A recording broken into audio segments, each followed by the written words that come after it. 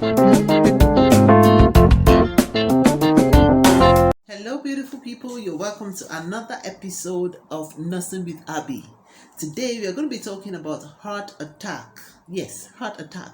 But before we go into the topic of the day, I'd like to thank all my subscribers for always watching this channel and supporting this channel. Thank you so much, and let's keep the love going on. Now, if you're watching me for the first time, you're welcome. My name is Nurse Abiodun. I'm a nurse, I'm a midwife, I'm a public health advocate, and I love what I do. Now, today we are going to be talking about heart attack, and you'll be wondering, what exactly is heart attack? Because it's been a word that's been recurring for a lot of times, and we've had quite a number of people, both dignitaries or prominent people, who we just heard that they slum, maybe they were not ill, they were fine, they drove themselves to the office, and they just got to the office maybe while they're trying to stand up to reach out for something. They just slumped, held their chest, and then lost consciousness, and before they could get them to the hospital, they couldn't make it. Now, I'm going to be talking about what heart attack is, the causes, the signs and symptoms, and what you can do to assist a person with the heart attack to increase chances of survival. Yes, that's very important, because heart attack it's treatable, but it has to be done early enough before the heart completely packs up. Okay, now, like the word says, heart attack, that means that there is an attack on the heart. The heart is what pumps blood to every part of our body system, as we all know. So, and without the heart pumping blood around the body system, there is no possibility of all this function that we do, we see, we talk, we raise our hands and all that is not going to be possible. So the heart is actually the pumping machine of the body. Now, if there at any point is there any blockage of the ability of oxygen to be able to get to the heart where the pumping activity takes place, then definitely the heart is going to stop, or the heart is going to pause. Let me put it that way. It's going to take a pause, and if it doesn't see anything to jerk it up to life again, then the pause will completely be a halt. Okay, so that's what heart attack is. So I give the definition of saying that it occurs when a part of the heart or the heart muscle does not get enough oxygen. Okay, now there could just be a blockage. Now, that blockage could be due to a lot of things. It could be like fatty plaque that came from wherever in the body, and then came to lodge itself, blocking the ability of oxygen to pass through to the heart muscle for effective functioning. So it could be a clot, it could be plaque, it could be fatty tissue, okay, that left a place in the body system and then found its way towards the heart, especially to the coronary arteries, and then blocks it to prevent oxygen from getting to that area. So that area definitely with time becomes a necrotic, and it becomes lack of oxygen, necrotic, and then probably dies off. Now, what happens is that the longer that this blockage sustains or maintains, the more the damage that has been done to that part of the heart, because the heart has to be constantly perfused, because the heart pumps every time. Either you breathe or you don't breathe, your heart keeps pumping. So if the heart is the heart's functional ability is being seized for a while, it would affect the overall functioning of the body, especially the heart, and then everywhere it pumps to, which is the whole part of the body. Now, what are the signs and symptoms of this heart attack? Now, some people complain of chest pain.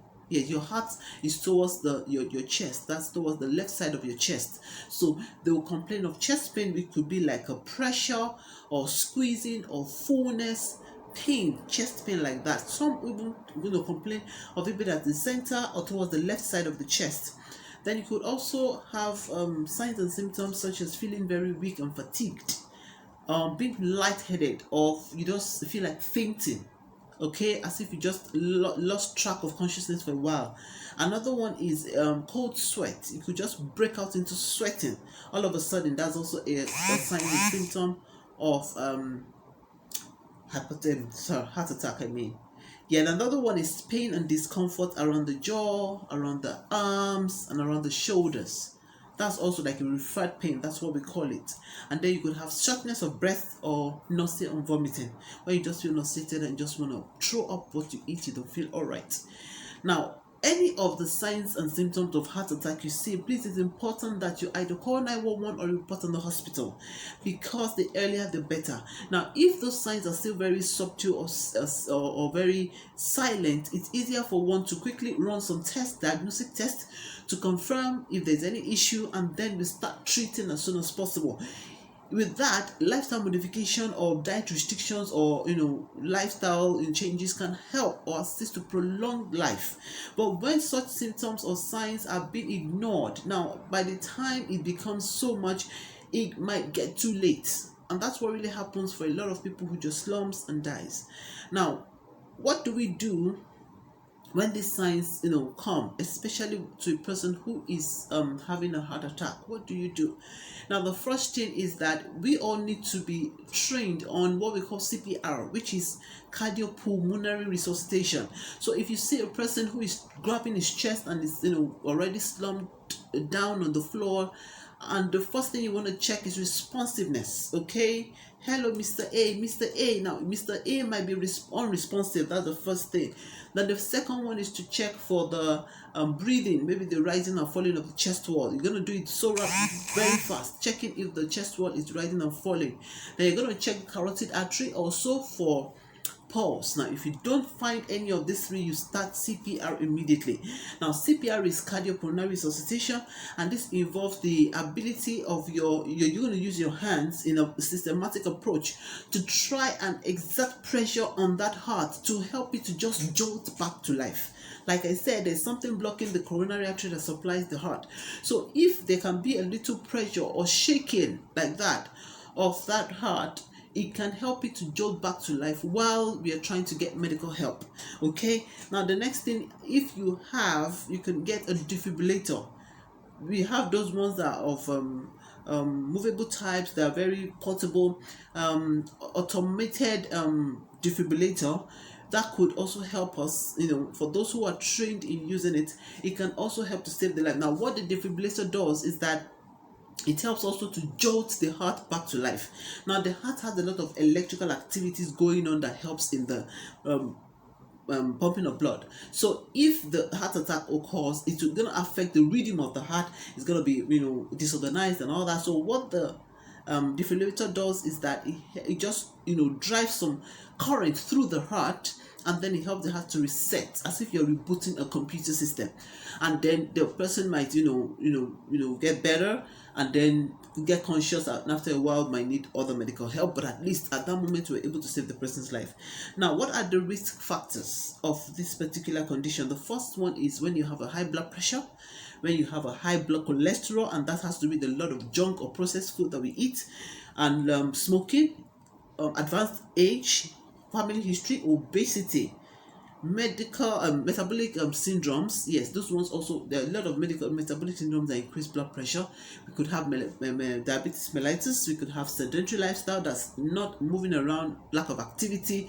You're always sitting down or lying down. That could also cause this particular condition. Then history of preeclampsia, especially for a woman who was pregnant and she was told that she had a high blood pressure. It's important that she keeps monitoring it so that she doesn't develop this heart attack in future. Then illicit drug use, that's also a no-no. Okay, and then autoimmune conditions such as systemic lupus erythematosus or rheumatoid arthritis. So what exactly are the complications of this arrhythmias? Like I said, that's the heart just now starts a regular electrical discharge, which is very injurious to the heart and could just make the heart just stop functioning all the way.